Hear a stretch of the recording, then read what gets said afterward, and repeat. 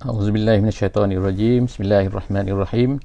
Alhamdulillahirabbil alamin wassalatu wassalamu ala Rasulillah wa ala alihi washabbihi ajmain. Alhamdulillah, bersyukur kepada Allah Subhanahu wa taala.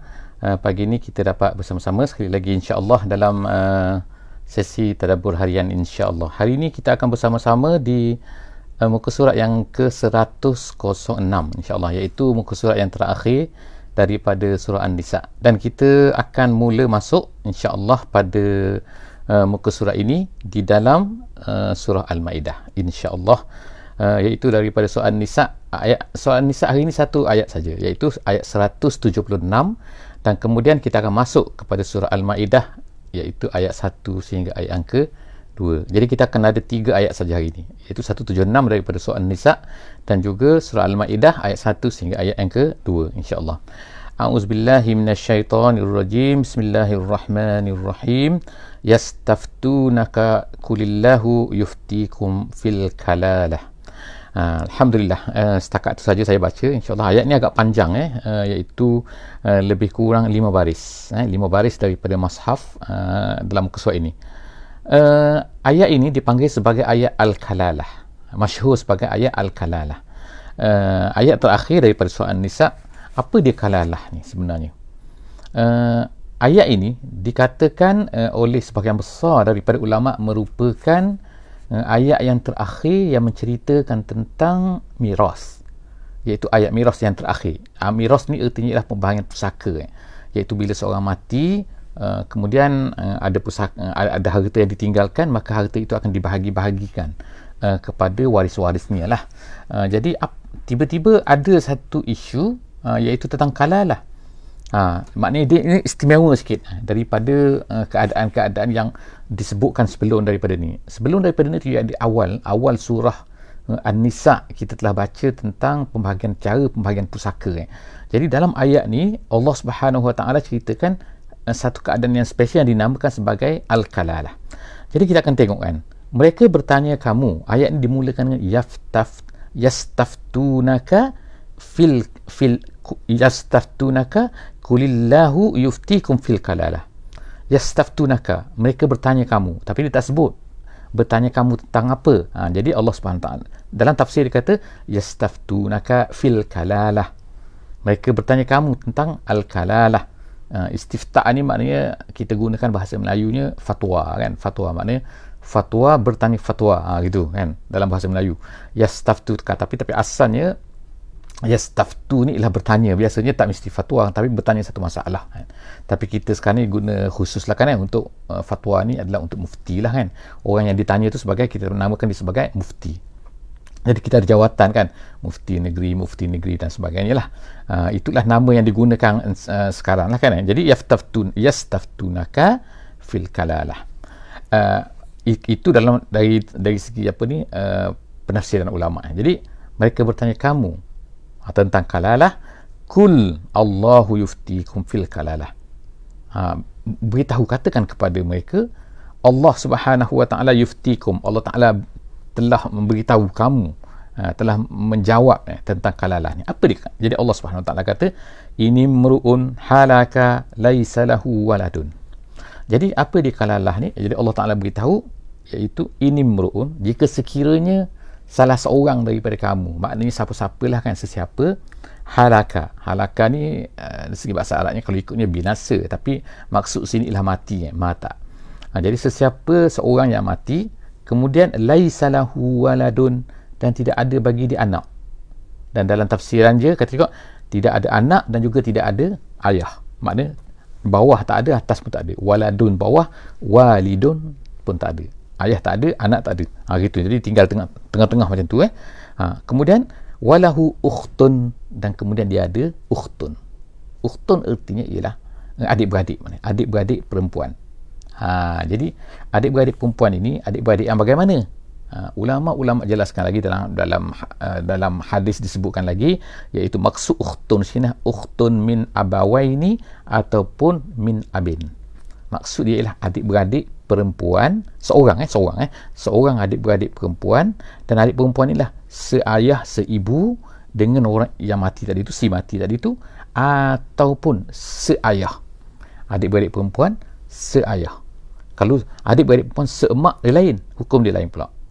Jadi sekarang ni kes dia macam tu iaitu dia tinggalkan, dia mati, tinggal seorang adik-beradik perempuan. Adik-beradik perempuan ini adalah seayah seibu atau seayah sahaja. Okey. Jadi kalau macam ni, apa dia? Falaha. Jadi Allah SWT kata falaha nisfu ma tarak. Kalau keadaan macam ni, maka bagi perempuan itu, adik-beradik itu, dia akan dapat 1/2 daripada apa yang ditinggalkan oleh si mati. Kalau 1,000 dia dapat 500 lah. Seorang tadi tu, seorang adik-beradik seorang tadi. Itu kalau seorang. Jadi wahwa yarithuha illam yakun laha waladun. Kemudian terbalik pula. Terbalik pula macam mana, iaitu yang mati itu perempuan dan dia tinggalkan, dia ada yang mati perempuan tadi tu, dia tak ada ayah, dia tak ada anak, dan kemudian dia ada adik-beradik. Dia ada adik-beradik, seorang adik-beradik dia. Adik-beradik dia seorang, dan adik-beradik ni sebapa, seibu atau seayah sahaja. Jadi dia dapat berapa? Yang apa ni, lelaki tadi. Wa huwa yarithuha illam yakun laha walad. Maka dia akan dapat pusaka daripada tu yang tadi tu, yang perempuan tadi. Kemudian fa in kana tasnataini, tapi kalau perempuan tak ada pula dua. Ini seorang tu mati dan dia ada orang dua adik-beradik. Dua orang adik-beradik. Adik-beradik ini ni iaitu apa ni, Allah Subhanahu Wa Taala kata fa in kana tasnataini falahumas thulutsani mimma tarak. Maka dia akan dapat 2/3. 2/3 daripada apa yang ditinggalkan. Wa in kanu ikhwatun, tapi kalaulah pula iaitu ada lelaki dan juga ada perempuan. Ikhwah tu makna adik beramai. Ada lelaki, ada perempuan. Rijalan wa nisaan, ada lelaki dan juga ada perempuan. Bagaimana pula? Faliz zakari hazzul mislu hazzil unsayain. Allah Taala kata faliz zakari, maka untuk yang lelaki akan dibahagikan dan ambil harta semua tu, maka akan dibahagikan 2 bahagian untuk lelaki, 1 bahagian untuk perempuan. Jadi kalau 2 orang lelaki dan perempuan, maka akan 3 lah, dipecahkan kepada 3. Lelaki dapat 2, 1 untuk perempuan. Kemudian lizzakari mislu hazzil unsayain, itu macam yang sebelum daripada ni. Kemudian yubayyinullahu lakum an tadillu. Allah Subhanahu Wa Taala sebut sini kan. Maknanya yang penting ni, maknanya itu cara pembahagian ni. Cuma cara detail tu kita tak cerita kat sini kan. Dia ada detail lagi kan, nanti adalah insya-Allah kan kepada sahabat-sahabat semua. Ini adalah secara umum dulu. Maka detail ada lagi, kalau dua, kalau gini, kalau nak bagi kepada siapa, nak bagi siapa, iaitu sangat-sangat detail. InsyaAllah kan mungkin kita tak ceritalah di sini kan. Sebab tapi Allah Subhanahu Wa Taala sebutkan di sini dan tentang detail-detail ni boleh, insyaAllah boleh refer kepada orang-orang yang pakar, orang-orang yang dah kita fiqh dengan detail yang ada disebutkan tentang ni, penjelasan dengan detail kepada ayat-ayat ni. Kita tak akan pergi detail, tapi kita akan tengok Allah Subhanahu Wa Taala kata yang belakang tu, yubayyinullahu lakum an tadillu. Allah Subhanahu Wa Taala menerangkan agama ni kepada kita semua, terutama tentang benda ni secara detail, cara mirah ni kan. Benda-benda lain ada yang terangkan secara umum. Jadi maknanya ada 2 jenis hukum lah kita kata dalam Quran ni. Allah Ta'ala ceritakan kepada kita. Ada jenis Allah Ta'ala beri umum saja. Allah Ta'ala kata, hendaklah kamu syura dalam kehidupan kamu. Hendaklah kamu syura, hendaklah kamu adil dalam hukuman kamu. Dalam apa-apa kamu buat, kamu jadi hakim ataupun kamu tak jadi hakim, dalam apa-apa buat keputusan, hendaklah kamu adil. Jadi Allah Ta'ala sebut adil. Adil macam mana? Ataupun kalau lelaki dan perempuan, Allah Ta'ala kata wa'ashiruhunna bil ma'ruf. Hendaklah kamu hidup dalam rumah tangga ni secara ma'ruf, secara baik. Baik, apa maksud baik tu? Ma'ruf iaitu mengikut uruf. Jadi banyak hukum yang Allah Subhanahu Wa Taala jelaskan begitu kan. Sebab apa? Ulama kata kerana setengah-setengah benda tu berubah. Berubah tu maksudnya ikut zaman, ikut masa, ikut kaum, ikut keadaan semasa kan. Dia bukan berubah. Jadi bila keadaan macam tu, Allah Ta'ala tahu dia memerlukan kepada benda-benda yang berubah kan. Dalam kehidupan kita. Jadi oleh kerana itulah maka Allah Subhanahu Wa Taala tak jelaskan setengah benda tu secara detail. Tapi ada setengah-setengah benda Allah Ta'ala tahu bahawa dia perlukan kepada detail. Iaitu seperti contohnya seperti miras ni. Maka sebab tu dalam miras ni kita akan tengok macam detailnya Allah Ta'ala sebut sampai 1/2, Allah Ta'ala sebut 1/3, Allah Ta'ala sebut 1/8, Allah Ta'ala sebut, maknanya sangat-sangat detail kan. Kenapa? Allah Ta'ala Maha tahu. Allah Ta'ala jelaskan, Allah Ta'ala kata sini dalam ayat yang kita tengok tu, iaitu Allah Ta'ala kata yubayyinullahu lakum an tadillu. Allah Ta'ala jelaskan semua benda supaya kamu ni tidak tadillu. Tidak tadillu ni maknanya ialah, tadillu maknanya tidaklah kamu terawang-awang kan, tak tahu nak ke mana kan. Jadi pening-pening tak ada. Allah SWT kata, Allah Ta'ala jelaskan semua supaya kamu ni clear. Jadi kan, kemudian wallahu bikulli syai'in alim, dan Allah Subhanahu wa Ta'ala alim bikulli syai'in. Allah Ta'ala tahu, Maha tahu dengan segala apa yang dalam hati kita, dalam hukum-hukumnya, dalam apabila Allah Ta'ala jelaskan tu. Allah kita jelaskan tadi kan bahawa ada jenis-jenis macam tu, dan Allah Ta'ala yang menjadikan kita, dia tahu semua kan apa yang akan berlaku pada kita, apa yang baik untuk kita, apa yang tak baik untuk kita. Jadi sebab itulah dijelaskan ini adalah haram, ini adalah makruh, ini adalah wajib, ini adalah sunat dan sebagainya. Semua tu kerana apa? Allah Ta'ala alimun bikulli syai', bikulli syai'in alimun, alimun bikulli syai', bikulli syai'in alimun, dengan segala sesuatu Allah Ta'ala tahu. Jadi itulah pegangan sepatutnya yang ada dalam orang. Sebab itu Allah Subhanahu Wa Ta'ala setiap kali sebutkan hukum akan adalah, sebutkan apa-apa dia akan adalah di belakang tu kan. Dia nak cerita begini, Allah Ta'ala ni macam ni, Allah Ta'ala ni macam ni kan. Itu yang penting bagi kita dalam kita mengikuti hukum Allah Subhanahu Wa Ta'ala.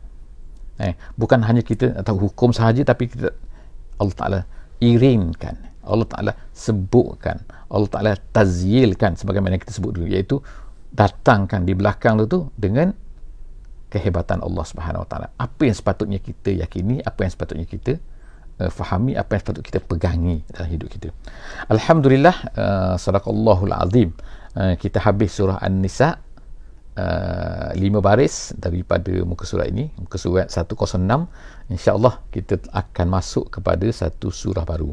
Surah ini ialah surah Madaniyah, iaitu surah Al-Ma'idah.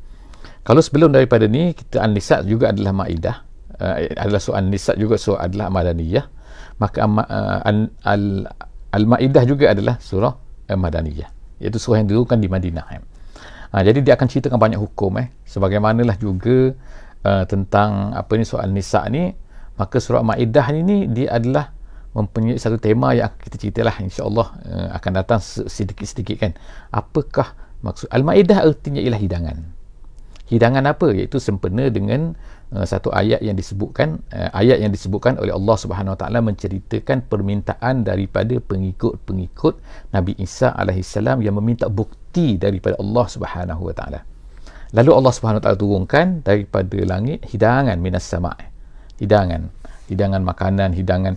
Jadi Allah Subhanahu Wa Ta'ala tak tunjukkan bahawa sekarang kau semua sekarang meminta, sekarang Allah Ta'ala turunkan. Oleh kerana itu, kalau kamu tak beriman juga, kamu kufur juga, kamu patah balik ke belakang juga setelah daripada melihat semua mukjizat ni yang datang, permintaan kamu minta jadi Allah SWT akan kenakan azab yang dahsyat kepada kamu kalau kamu selepas daripada ni kamu tak ikut juga. Jadi Allah Subhanahu Wa Ta'ala itulah yang akan kita baca insya-Allah dalam hujung surah Al-Ma'idah, insya-Allah. Jadi kita baca daripada permulaan daripada surah Al-Ma'idah pada pagi ni, insya-Allah. A'udzubillahi minasyaitonirrajim. Bismillahirrahmanirrahim. Ya ayyuhallazina amanu aufu bil uqud. Pertama-tama Allah Ta'ala buka ayat surah Al-Ma'idah ni dengan start terus dengan hukum, kita kata. Tetapi hukumnya sangat general lah.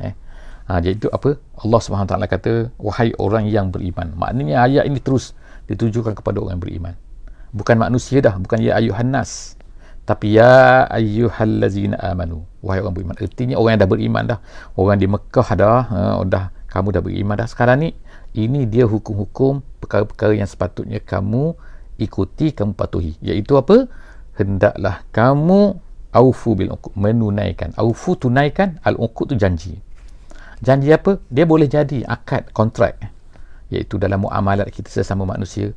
Dan ulama tafsir kata, di dalam seperti jalan lain disebut ukud ini boleh jadi ukud kamu manusia ini dengan Allah Subhanahu Wa Taala. Mungkin juga ukud ini adalah perjanjian, kontrak yang kamu lakukan sesama kamu di dalam kehidupan. Jadi makna boleh dua lah. Apa akad kita dengan Allah Subhanahu Wa Taala? Apa janji kita dengan Allah Subhanahu Wa Taala? Tu yang kita mengucap dua kalimah syahadah tu. Bila kita ni, kalau orang yang tak Islam sebelum daripada itu kemudian dia masuk Islam, maka dia akan mengucap asyhadu an la ilaha illallah wa asyhadu anna Muhammadur Rasulullah.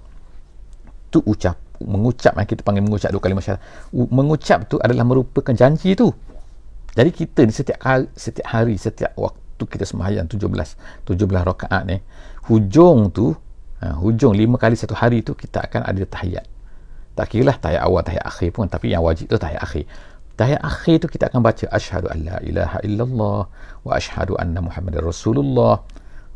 Tahiyat tu merupakan akad tu. Jadi itulah janji tu. Jadi supaya kita faham bahawa sebenarnya kita sentiasa berjanji. Jadi janji itu tunaikan.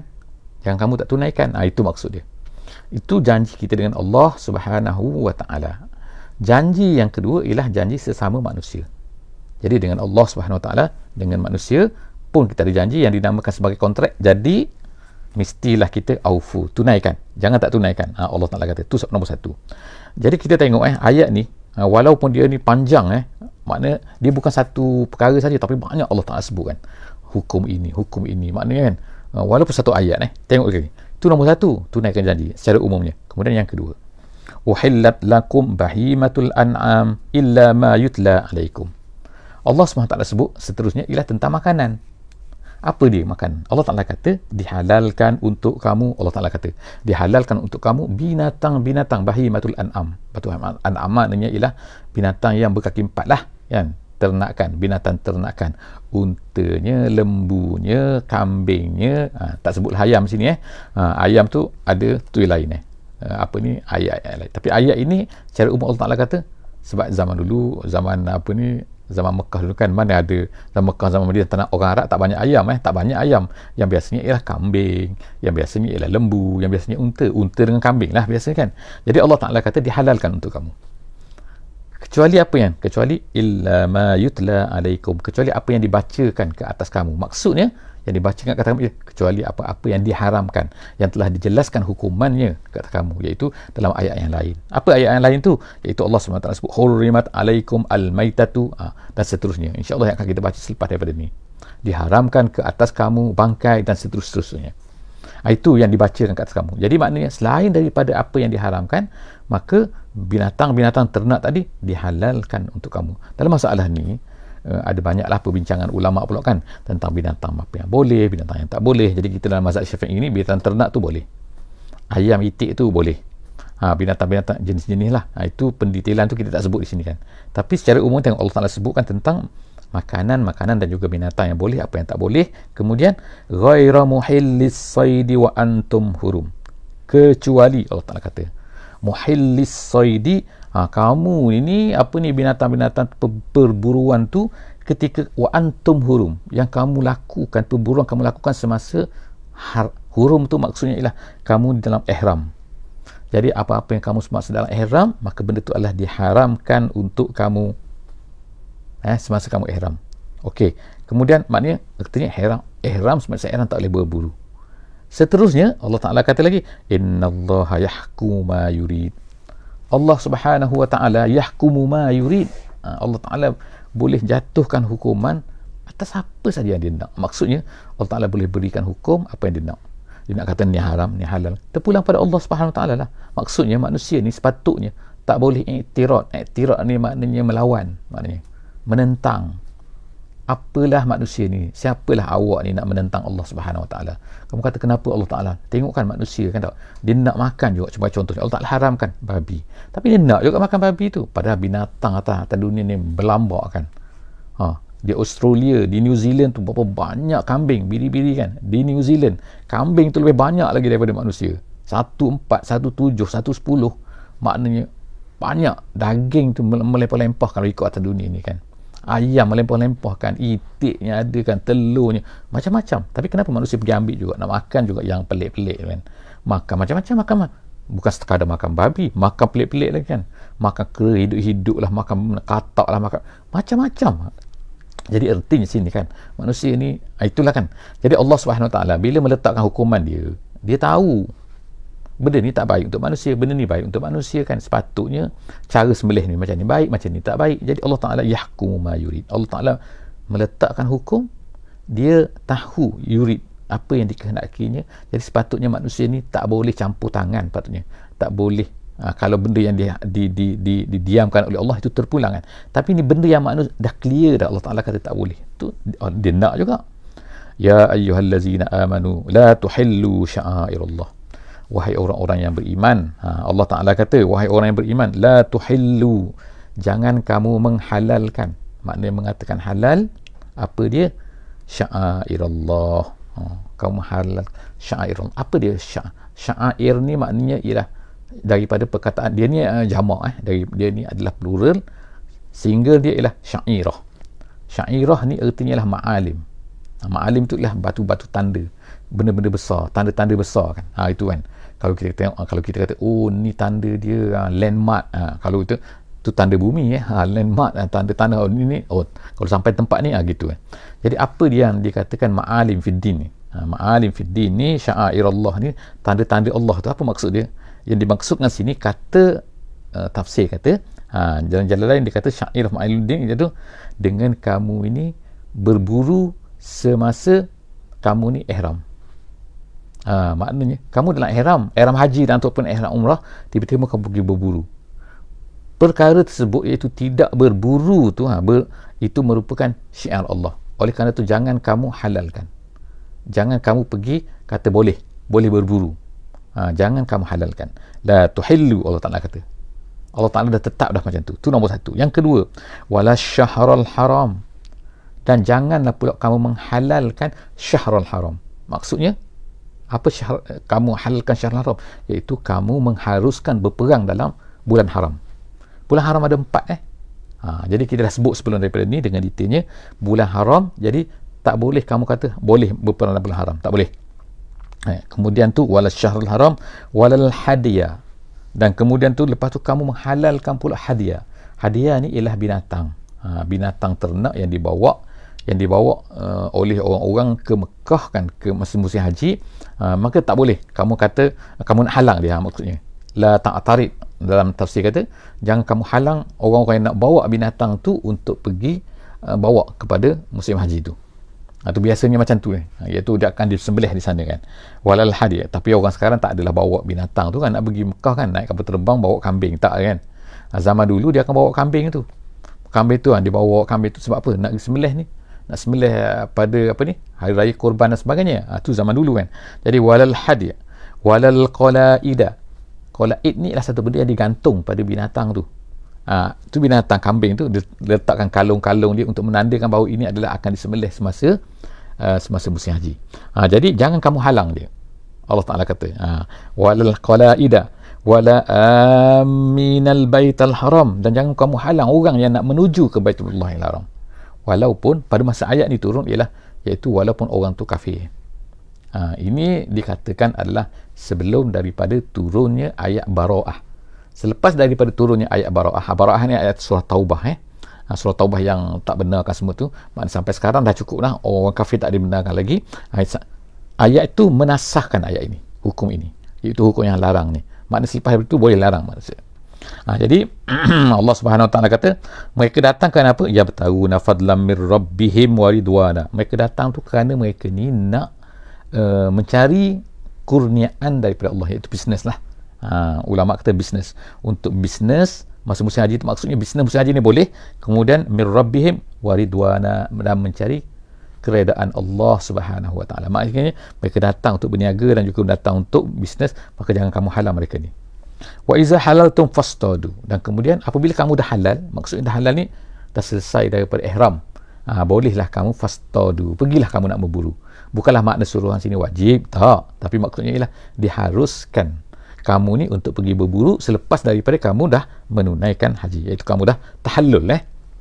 Kemudian wala yajrimannakum syana'anu qaumin an saddukum 'anil masjidil haram anta tadu. Kemudian Allah Ta'ala kata, kadang-kadang ada perasaan ni dalam hati orang beriman ni. Dulu orang kafir ni, semasa kita orang beriman di Mekah kan, mereka ni buat macam-macam penganiayaan kepada kita, buat zalim pada kita kan, mereka halau kita daripada Mekah kan, macam-macam. Kita nak pergi Mekah tak boleh. Ingat kan masa sirah Nabi SAW, masa Nabi nak pergi tu lalu berlakulah Hudaybiyah. Makna macam-macam orang kafir buat kepada orang-orang yang beriman ni, orang-orang Islam ni. Tak boleh ni kan, halang kita kan. Jadi kadang-kadang datanglah perasaan dalam hati orang yang beriman ni, nak marah juga kepada orang kafir ni kan. Marah apa kau ni buat? Okey, sekarang kita dah berkuasa, jaga kau. Kau tak boleh.